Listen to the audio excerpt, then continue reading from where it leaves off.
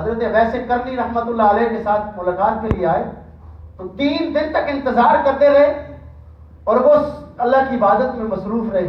تیسرے دن جب انہوں نے ایسے سلام پھیرا تو وہ آگے بڑھے, کہا حضور میں آپ سے ملاقات کرنے آیا ہوں. تو آپ نے فرمایا وقت بہت قریب تھوڑا ہے, کام اللہ نے بہت دیا ہے, موت سرانے سے بھی قریب ہے, موت انتظار کر رہی ہے, میرے بھائی پوچھ کیا پوچھنا ہے. اور بات کی اور ان کو اجازت دی اور پھر اللہ کی عبادت میں مصروف ہو گئے. ہمارے بزرگوں کا یہ عالم تھا. حضرت غوث پاک رحمت اللہ تعالی علیہ کی بچپنا ہے, بغداد کے اندر مزدوری کے لیے نکلتے ہیں. باہر نکلے, دیکھا ایک بزرگ جا رہے ہیں, سامان ہاتھ میں پکڑا ہوا ہے. آگے بڑھ کے کہتے ہیں حضور اگر آپ اجازت دیں تو میں آپ کا سامان آپ کے گھر تک پہنچاؤں. انہوں نے کہا بیٹا کتنے پیسے لوگے؟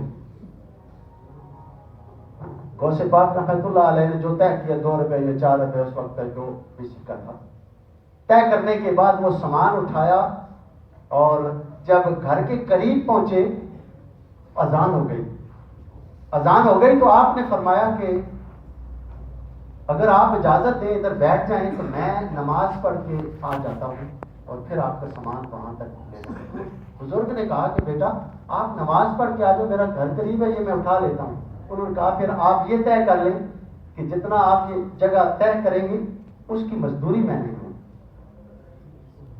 اس کی مزدوری میں نے نہیں لینی. وہ بزرگ بیٹھ گئے اور وہ گئے اور 60 نماز فرض جو ہے وہ اس کو ادا کر کے واپس آئے اور وہ سامان اٹھایا اور ان کے گھر لے گئے. گھر پہ چھوڑا تو وہ بزرگ آگے بڑھے تو کہا بیٹا اگر آپ اجازت دیں تو میں آپ کو کھانا کھلا دوں. انہوں نے کہا کہ میرا آپ سے طے یہ ہوا تھا کہ آپ کے گھر تک میں نے 1 روپیہ لینا ہے, وہ میں نے لے لیا ہے. اب اگر میں آپ کے گھر کھانا کھاؤں گا تو اس کا مطلب یہ ہوگا کہ میں آپ پہ احسان کر رہا ہوں, لہذا میں نے کھانا نہیں کھانا. یہ ہمارے بزرگوں کی سیرت ہے. غوث پاک رحمت اللہ تعالی علیہ کی 11ویں شریف کا مہینہ ہے اور ہم سارے بڑھ چڑھ کر حصہ لیتے ہیں.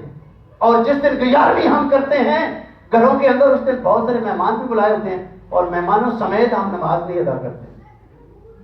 غوث پاک رحمت اللہ تعالی علیہ نے آپ کے فیوز و برکات کے اندر آتا ہے اور آپ کی سیرت سوانح حیات کے اندر آتا ہے کہ آپ نے 40 سال تک عشاء کے وضو کے ساتھ صبح کے وضو کے ساتھ عشاء کی نماز ادا کی ہے. ان کی سیرت یہ ہے. اور ہم چاول کھا کے, لنگر کھا کے, نعمتیں اللہ کی لٹا کے اس کے بعد پھر ہم نماز نہیں ادا کرتے. ہمیں داڑھی مبارک اپنے چہرے پہ سجاتے ہوئے پوری شرم آ رہی ہے. جس نبی علیہ الصلوۃ والسلام کی محبت کا دم بھرنے والے ہیں, پیارے آقا کریم علیہ الصلوۃ والسلام کی سنت آپ کی اتباع کرتے ہوئے ہمیں شرم محسوس ہوتا ہے. لوگ مولوی کہیں گے, سب سے بڑے اللہ کے بعد اللہ کی شان والے پیارے نبی حضرت محمد مصطفیٰ صلی اللہ علیہ وسلم اور آپ کے بعد سیدنا ابو بکر صدیق رضی اللہ تعالی عنہ ہیں. حضور نے فرمایا کہ اگر میرے بعد کوئی نبی ہوتا تو صدیق اکبر ہوتے, اگر صدیق اکبر کے بعد کوئی دوسرا نبی ہوتا تو عمر ہوتے.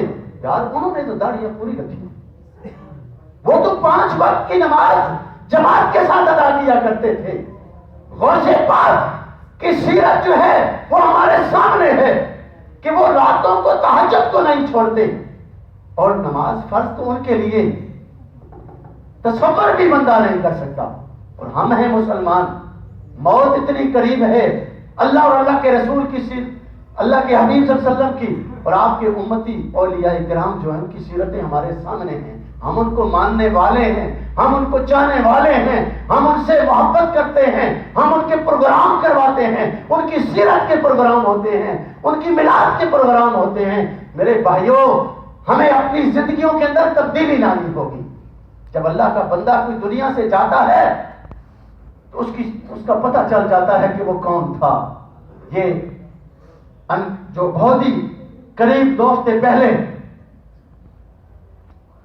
علامہ خادم حسین رضوی رحمت اللہ علیہ اس کے مصطفیٰ کی چنگاری جو جلا کے گئے،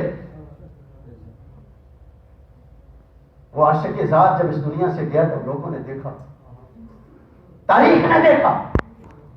میرے بھائیوں، جب اللہ کے لیے مخلص ہو جاؤ گے تو مالک کریم کسی ایڈورٹائزمنٹ کا محتاج نہیں ہے، کسی مشوری کا محتاج نہیں ہے، وہ اپنے بندوں کو خود ہی ان کا ذکر بلند کر دیتا ہے۔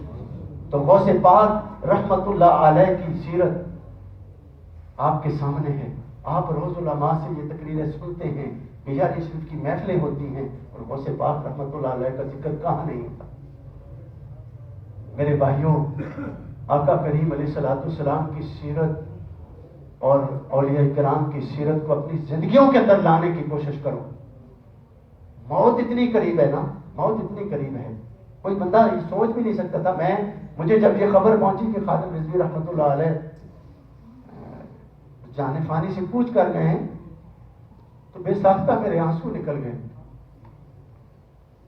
یار ان کی بیماری کے تک ہم نے نہیں سنا، لیکن موت تو اس کا اللہ تعالیٰ قرآن کے اندر فیصلہ دے چکا ہے نا میرا بالک، کہ نہ لمحہ آگے ہے نہ لمحہ پیچھے ہے۔ تو ہمیں کس چیز نے شغلوں کے اندر اور بے روش کا شکار کر رکھا ہے کہ ہم اتنے مستعد ہیں کہ ہم کل یہ کر لیں گے، پرسوں یہ کر لیں گے، ترسوں یہ ہو جائے گا۔ تو میرے بھائیوں، پرسوں ترسوں کی بات نہیں ہے، موت ہمارا پیچھا کر رہی ہے۔ موت ہنستی ہے جب بندہ پروگرام بناتا ہے، لیکن موت کی تیاری نہیں ہے۔ موت والے کو دیکھ کر بھی ہمیں عبرت حاصل نہیں ہوتی۔ تو میرے بھائیوں، ہمیں چاہیے کہ ہم رسول اللہ صلی اللہ علیہ وسلم کی تعلیمات کے ساتھ وابستہ ہو جائیں، اولیاء کرام کی تعلیمات کے ساتھ وابستہ ہو جائیں، اور آقا کریم علیہ السلام کی ایک ایک ادا کو اپنانے والے بن جائیں۔ حضور علیہ السلام کی حدیث مبارکہ ہے، میرے آقا فرماتے ہیں کہ ایسا وقت، آخری وقت جو ہوگا، وہ اس وقت لوگ سنت کی پیروی سے روح گردانی کریں گے، اور اس وقت میری ایک ادا کو زندہ کرنے والے کو 100 شہیدوں کا ثواب عطا کیا جائے گا۔ 100 شہیدوں کا ثواب جنگ کے اندر لڑنے سے عطا ہوتا ہے، اور ہم یہاں بیٹھ کر اگر رسول اللہ صلی اللہ علیہ وسلم کی اس پرفتن دور کے اندر ایک ادا پہ عمل کرنے والے بن جاتے ہیں تو ہمیں 100 شہیدوں کا ثواب عطا کیا جاتا ہے۔ اور میں اس بات پہ تدبر اور غور کیا کرتا تھا کہ اللہ کے حبیب صلی اللہ علیہ وسلم نے اتنا بڑا انعام ہمیں کیسے عطا فرمایا ہے۔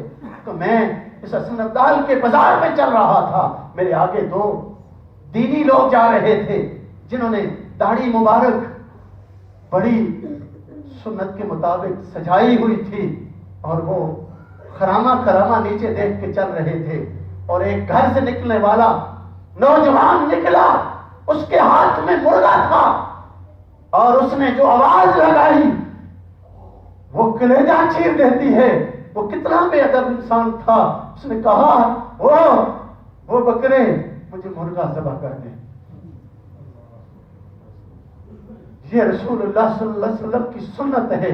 1,24,000 کم و بیش انبیاء علیہ السلام کی سنت ہے۔ جس نے رسول اللہ صلی اللہ علیہ وسلم کی سنت کی توہین کی، گویا وہ اپنے ایمان سے ہاتھ دھو بیٹھتا ہے۔ میرے بھائیوں، اگر عمل نہیں کر سکتے ہو تو کم از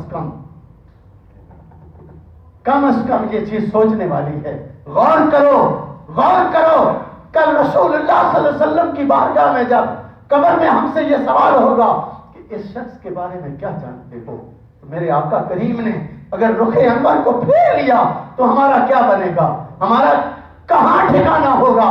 تو میرے بھائیوں، اپنے چہروں کو مصطفیٰ کریم علیہ السلام جیسا بنا کے اس دنیا سے جاؤ، موت کی آخرت کی تیاری کرو۔